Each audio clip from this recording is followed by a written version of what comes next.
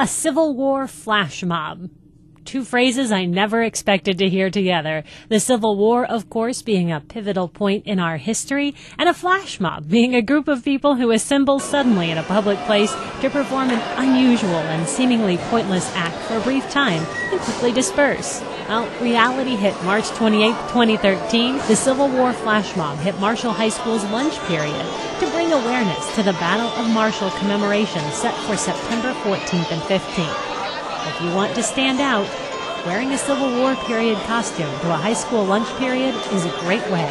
We have a rich history that needs to be exposed, brought to the attention of the people.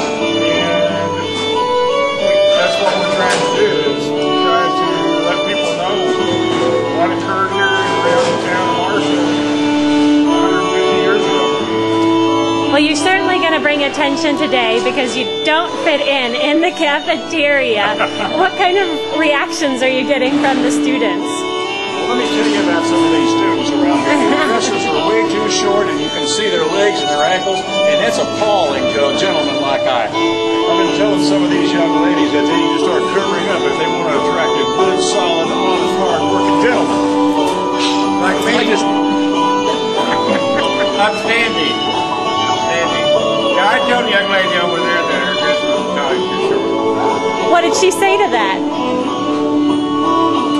laughed. I told her, I said, you women are the only people I know that'll go put the tiniest bathing suit you can get on and it doesn't bother you, and you'll sit there and pull the hem out of your skirt trying to cover up your knees. I said, don't say that to me. I sure are quite interesting. What area are you from? Oh, yeah. Some of the kids are so brave. They're willing to go time traveling with us on April the 13th. We're going to take a step back in time and show the students or whoever's coming to the tour what it was like in the field hospital after the battle. That'll be really neat. Where is that taking place? It's at the old Fitzgibbons Hospital. You need to book your tour, though, either by going by the Marshall District News or going online and booking your tour and paying for it there. The students really thought it was cool to be able to see sucking chest wounds and amputated limbs going on. That will be a really neat event. I know you guys have stuff planned all throughout until the big reenactment. Can they find those lists of? Yes. Awesome, on the website. I think people should try to attend some of our events and our meetings to try and really understand what went on in Missouri during that time, how difficult it was here in Missouri, how hard it was to make a living to begin with, and what led up to the things that caused our country to split in two. And if they don't understand that, I feel that, or want to learn about that, we could possibly head that direction one more time. That would be absolutely an incredible. Have a little fun with us and try to pass this message on about the 150th coming up, but also we want people to know where their heritage, what actually happened that caused them to have influence here in the county, say for instance, or what caused them to be poor here in the county, and things that really meant something to them at the time, and they didn't understand what that was, and it's not taught very well in school. It was never a subject in school. It was a very horrible. The times here in Saline County and the western counties was deplorable. The conditions were deplorable.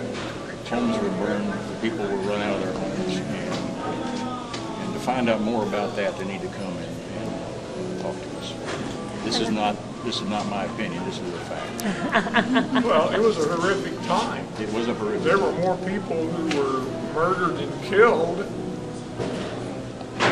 Someone ride up to their house and shoot them down than there actually were killed in battles around here.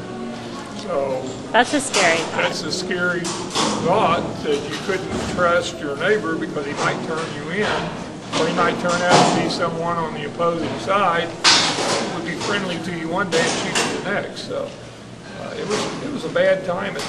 Yes, sir. Marshall was right in the heart of what they called Little Dixie. Little Dixie, and then the burnt district on the western edge of the county was where the homes were burned and the people were completely thrown out of their homes. Tens of thousands of people left Missouri to live in other places. because of that. Commerce in Missouri was stifled and held down for years after the Civil War, and it was people didn't want to come here.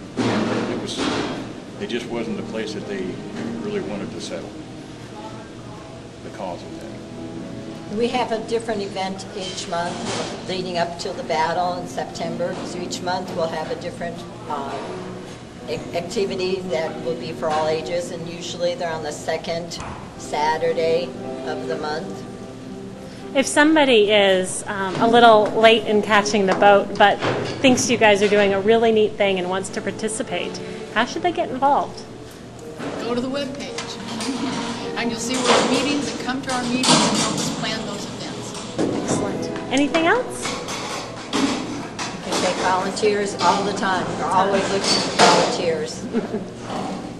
And it's fun to dress up and play.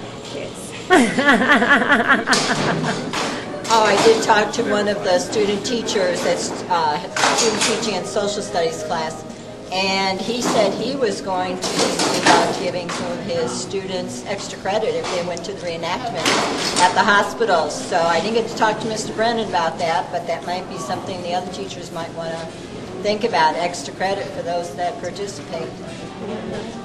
Well, and it always makes learning a lot more fun when you can learn in real life as opposed from out of a textbook, or I guess in this case in play life. But Yeah, it's like a video game, only better. yeah. Excellent. Thank you guys very much. I appreciate it.